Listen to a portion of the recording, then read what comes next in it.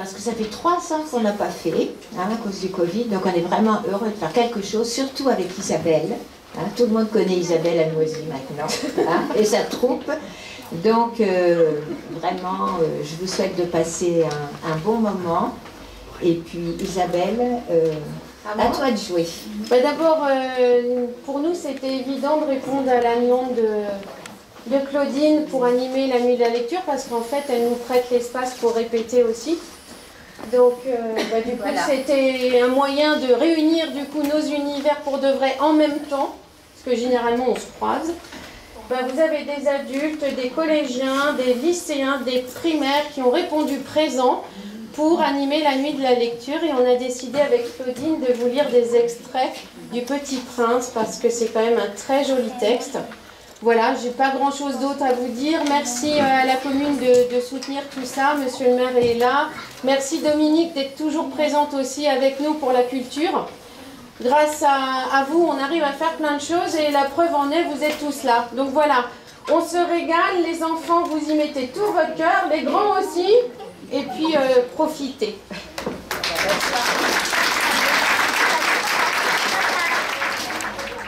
Lorsque j'avais 6 ans, j'ai vu, une fois, une magnifique image dans un livre sur la forêt vierge qui s'appelait « Histoire vécue ». Ça représentait un serpent boa qui avalait un fauve.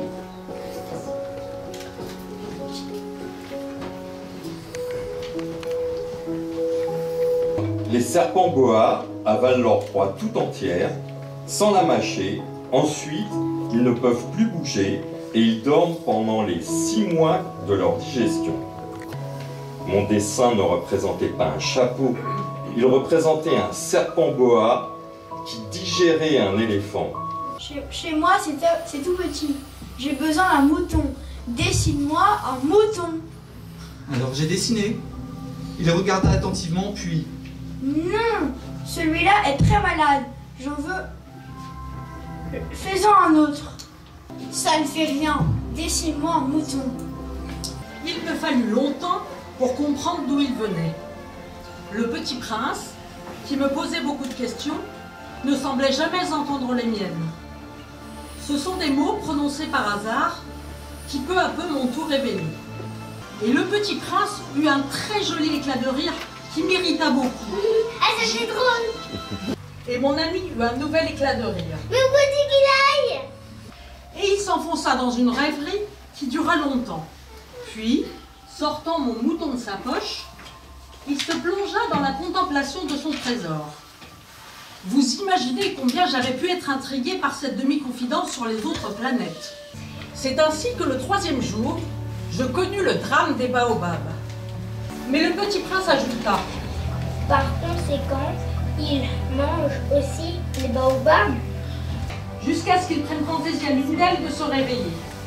Alors elle s'étire et pousse d'abord timidement vers le soleil une ravissante petite brindille inoffensive. C'est un travail très ennuyé, mais très facile. En effet, quand il est midi aux États-Unis, le soleil, tout le monde le sait, se couche sur la France. Un jour, j'ai vu le soleil se coucher 44 fois. Un mouton mange tout ce qu'il rencontre. Même les fleurs qui ont des épines? Oui, même les fleurs qui ont des épines. Alors les épines, à quoi servent-elles? Je ne le savais pas. J'étais alors très occupée à essayer de dévisser un boulon trop serré de mon moteur. Elle choisissait avec soin ses couleurs. Elle s'habillait lentement. Elle ajustait un à un ses pétales. Ah, je me réveille à peine. Je vous demande pardon, je suis encore toute décoiffée. Et le petit prince, tout confus, ayant été chercher un arrosoir d'eau fraîche, avait servi la fleur. Et puis, les tigres ne mangent pas d'herbe. Je ne suis pas une herbe, avait doucement répondu la fleur. Pardonnez-moi, j'étais trop jeune pour savoir l'aimer. Et quand il arrosa une dernière fois la fleur et se prépara à la mettre à l'abri sous son globe, il se découvrit l'envie de pleurer. Adieu, dit-il à la fleur, mais elle ne lui répondit pas. Il ne savait pas que, pour les rois, le monde est très simplifié. Tous les hommes sont des sujets. approche-toi que je te vois mieux. Je ne peux pas m'en empêcher. Répondit le petit prince, tout confus. J'ai fait un long voyage et je n'ai pas dormi. Le petit prince ne parvenait pas à s'expliquer à quoi ça pouvait servir quelque part dans le ciel, sur une planète sans maison, sans population. Un réverbère et un allumeur de réverbère. Le petit prince poursuivit. Ta planète est tellement petite que tu en fais le tour en 3 enjambées. Tu n'as qu'à marcher assez lentement pour rester toujours au sommet. Quand tu voudras te reposer, tu marcheras. Et le jour durera aussi longtemps que tu voudras. Ça ne m'avance pas à grand-chose, dit l'allumeur. Ce que j'aime dans la vie, c'est dormir.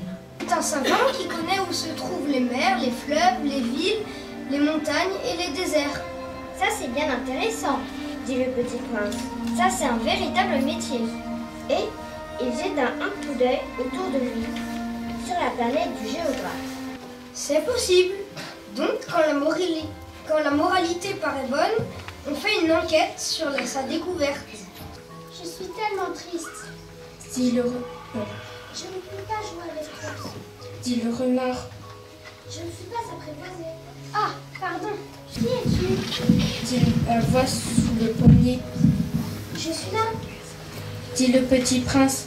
Tantôt je me dis, sûrement non.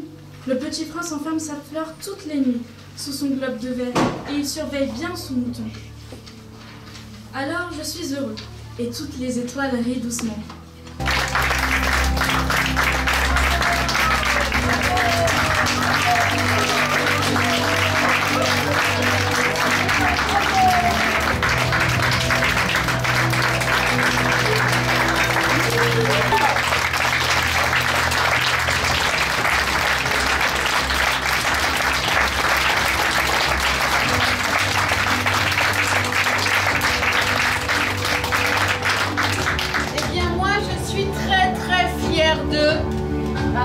Excessivement fière, il y a vraiment tous les âges. Des tout petits bouts là, comme ça, tout ça. C'est quand même une épreuve de parler en public. Je ne sais pas si vous avez déjà essayé, vous personnellement. Mais c'est pas forcément évident. Ils ont tous relevé le challenge, des petits aux grands, à tous les âges, puisqu'on va de Paddy au plus petit. Je pense que c'est Sacha. En tout cas, et Thibaut aussi, je pense que ça joue entre les deux. En tout cas, bravo, je suis très fière d'elle. Voilà.